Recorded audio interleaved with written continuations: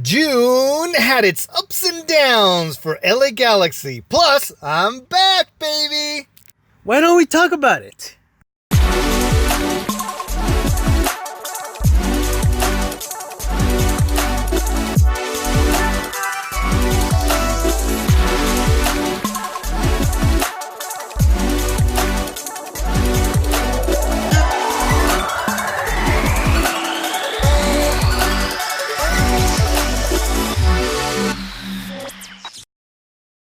Good Galaxy Night! What's up, Galaxy guys and gals? This is Valparaiso! And this is Futbol Galaxy. And welcome back to a new episode of Go Galaxy Night. We are back after 2 weeks? I don't know. You haven't been in the show for 2 episodes. And you sent me off to an island. And there hasn't been an episode for about 2 weeks. Or 3, because we missed about 4 games total. So because we missed so many games, we're going to do a June recap. That's literally it. Woohoo! And also we're going to do a preview for the 4th of July match, which is tomorrow, versus Toronto FC, and we're going to make our predictions on who will win that match, because right now the Galaxy, it's literally going up and down, win-loss, win-loss.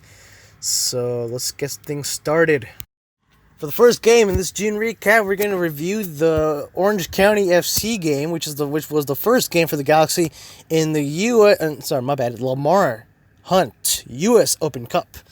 The Galaxy won that match with a 3-0 win, 2 goals by Efrain Alvarez, the rookie sensation, and by Emil Cuello. This game was literally dominated by the LA rookies, which was not so bad. We did get a pretty good view on their talent, and both rookies scored their first professional goals for the LA Galaxy. So that was a pretty good game for the youngsters. We had pretty good talent. Efrain Alvarez totally dominating, scored 2 goals.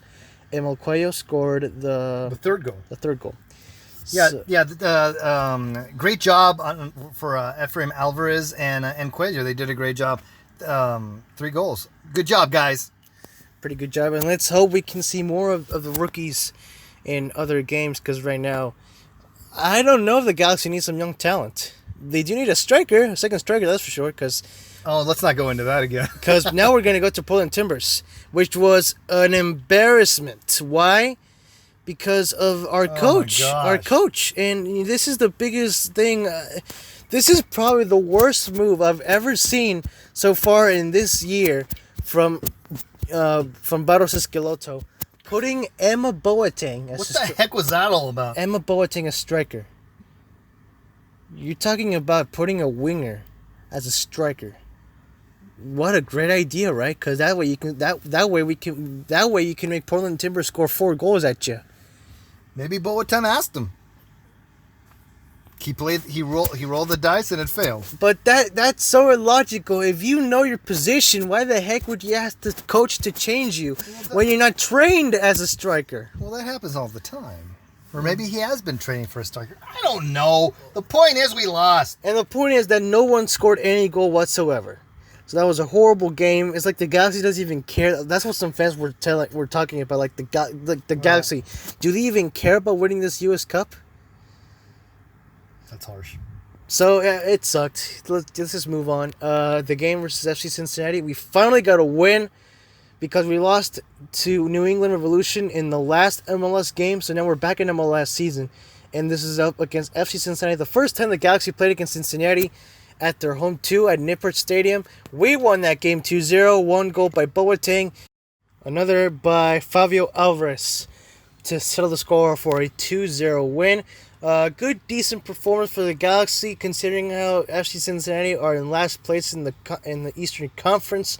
I would say the Galaxy should have scored more goals, but hey, a 2-0 win is pretty good, especially when it comes to getting 3 points.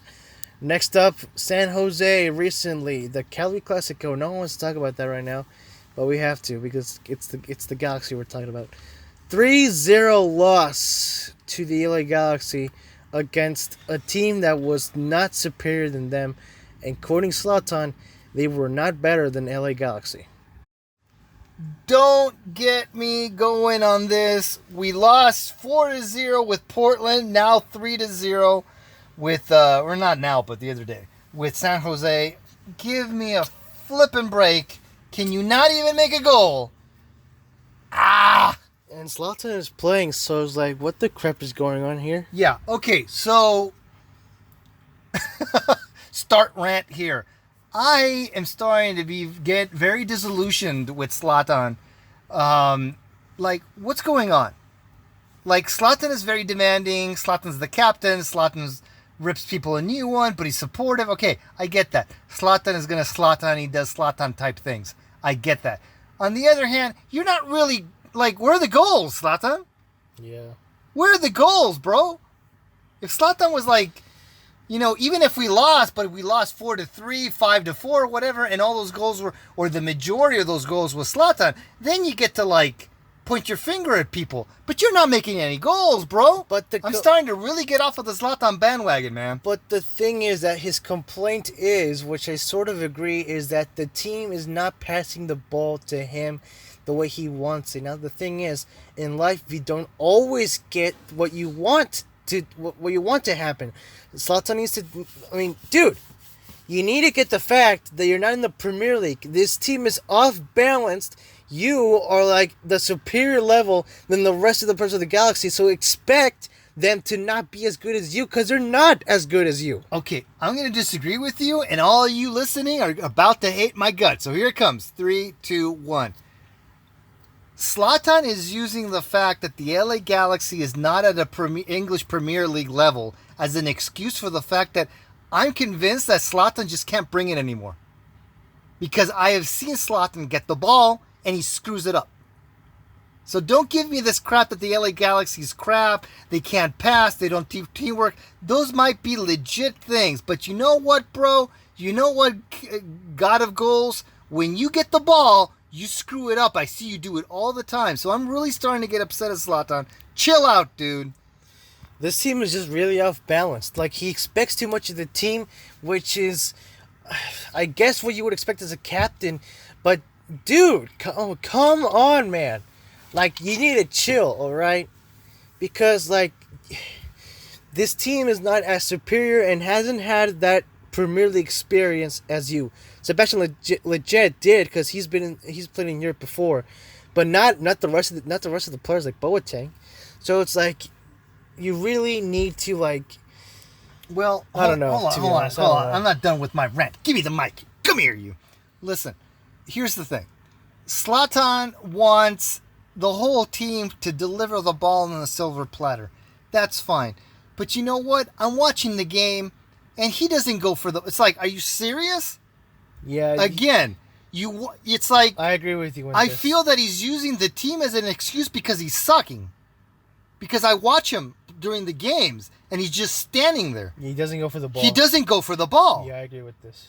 And I'm like, dude, you don't get to go for the ball, and then when you do have the ball, you don't make goals. Yeah, and then you blame the team? I don't think so, Slaton. Well, one thing that I'm really confident at is that I'm pretty sure that Slaton might retire before the season even ends. So let's just see how much he can stand at this point, because we've seen how he's been frustrated. I'm pretty sure with all the speculation going on, because it's been in the MLS website. I'm pretty sure he's snapped out of it because it's already been like in the MLS website, this whole scandal going on, because Sebastian Legit, he made the interview and he was saying about this, so I'm pretty sure he snapped it out. That way Slaton couldn't get a bad look, even though he probably already has. But well, I mean, you bring it. Okay, let's also give the fact that Slaton is literally the oldest player in the team. So he's not in his prime. He's way past his prime. Okay, that's the thing. That would be fine if Slaton was showing some humility, but he's not, and that's what's getting my goat right now. It's like, dude, you're clearly over the top. Like, you can't handle this anymore. And his mentality is really... Don't blame the team. His mentality is really hard. He is a dead-on must-win player, which is good. I mean that's what you would expect from a player. But the thing is, you also have to know, like, what to do when things go wrong. All right, well, I would have to say to Slaton, if you're listening, which you're not, but I would be like, bro, why don't you start making some goals and then you have the right to start ripping LA Galaxy a new one, because you know what? We've got Legit, we got Alessandrini, and we got Dos Santos, and right now for this team, those are the three top players in our thing, and they can make goals, and they go for the goal, and they put in the effort. They don't sit in the corner like a prima donna expecting the ball to be delivered on a silver platter and then not perform. But the thing is that those players are not playing for the team because they're playing for their national teams right now. Dos Santos, we don't have him because he's playing for Mexico. Antuna, we don't have him because he's playing for Mexico. And Alessandrini, we don't have him because he's injured. I get that. But this isn't about them. It's about Slaton. Never mind. Okay, I'm off. I'm done. I'm good. Let me breathe. Okay, I'm better. What a good argument. This was pretty cool. You guys post in the comments what your opinions are about this whole scandal, whether if it's Zlatan or if it's the team. For me, I think it's both. Wait, let me explain. I think it's both because one, Zlatan is old. Wow. He is the oldest member in the team. He's not in his prime, and he really expects too much of the team. Also considering how he's the captain, so that makes it like a little bit worse. Like he expects more of the team. I don't think it's a good idea for him to be the captain. And the reason why I think it's the team is because also the team right now doesn't have 100% chemistry right now. Like I'm saying, this is my main point. The team is off balance. We're talking about a team that doesn't have too much chemistry and a player who has way more experience than the rest of the whole team by itself. To be honest, and like, I don't know. I don't deal with them. I'm not part of the team. They could totally disagree with this. I actually feel that the team probably has more chemistry without Zlatan than with Zlatan. Like, I really feel that Zlatan is like a what's that thing? A square peg in a round hole kind of a thing. The reason why the Galaxy was awesome when Beckham was in was because back then we had good players. We had Robbie Keane. We had Landon Donovan. Oh my gosh, dude. We had legends. That team was balanced. We have Gerrard. The only legend we have is Zlatan Ibrahimovic. And the only other decent player we have is Alessandrini, who's injured, and Dos Santos, who's out. So the only best rated player in the whole team, in my opinion, would be probably Fabio Alvarez. Because other than that, everyone's not doing so good. People are wanting, by the way, listen to this.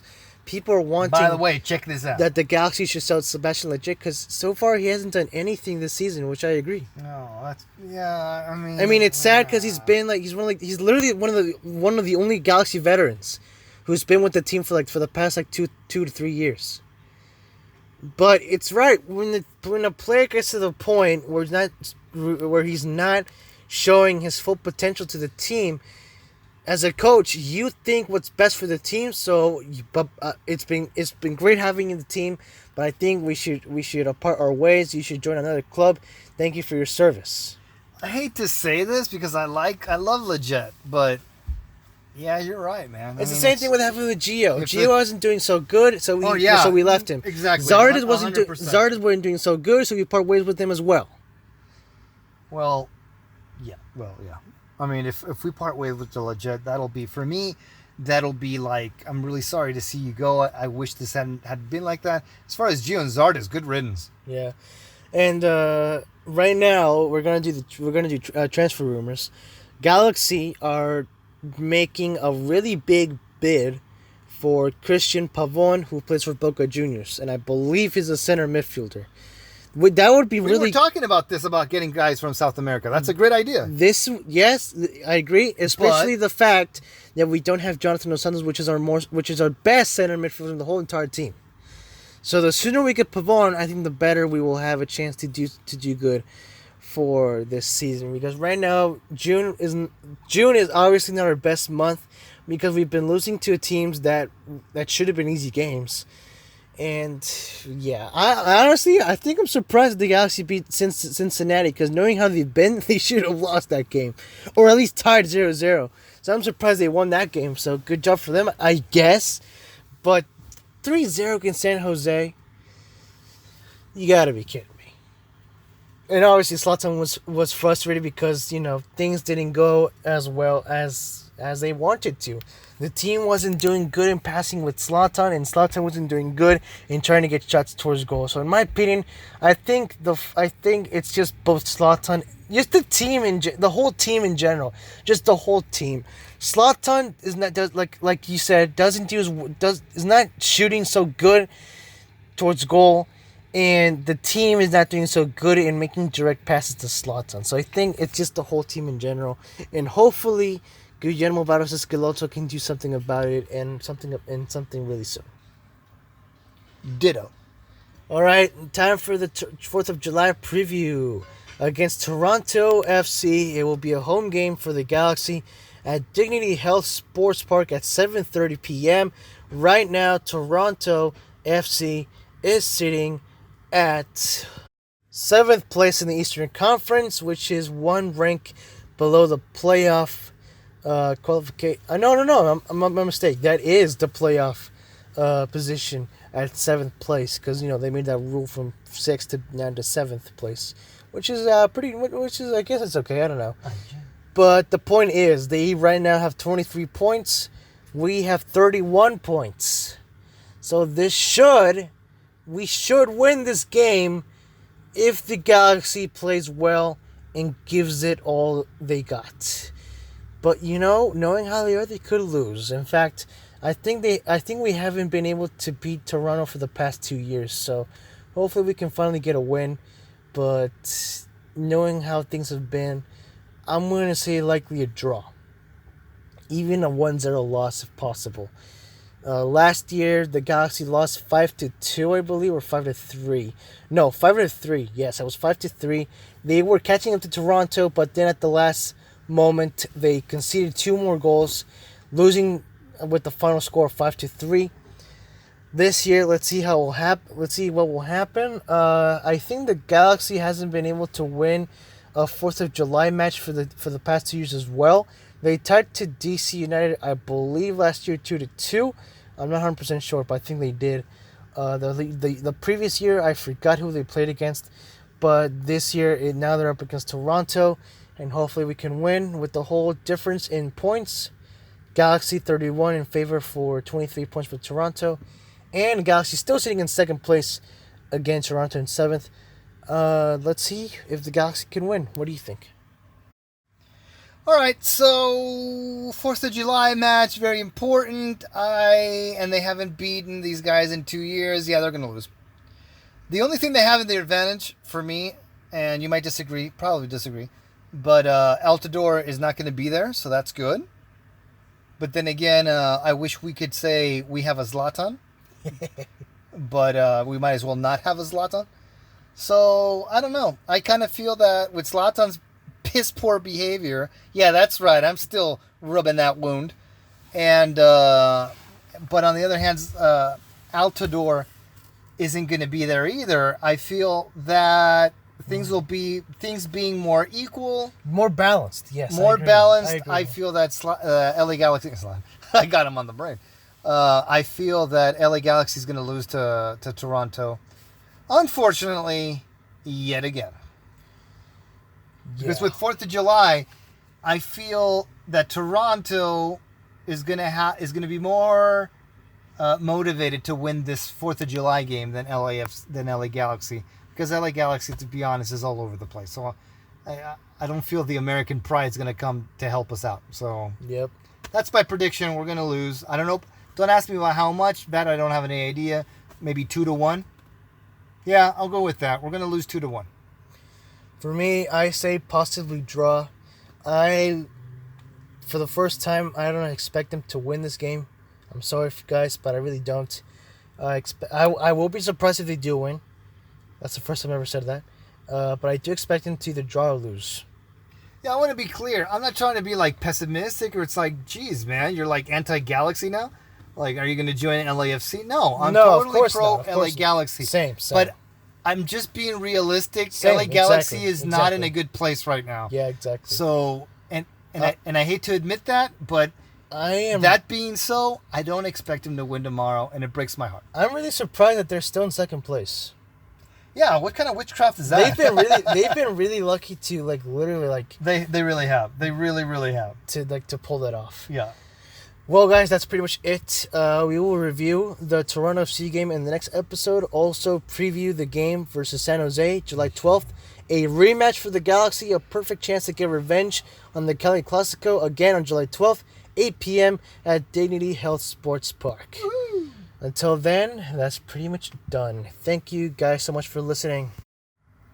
Please leave a like, comment, and subscribe and share. Stay tuned for the next episode of Good Galaxy Night. And until then, this has been Valparaiso. Futbol Galaxy. And have yourselves a good Galaxy Night. Wow.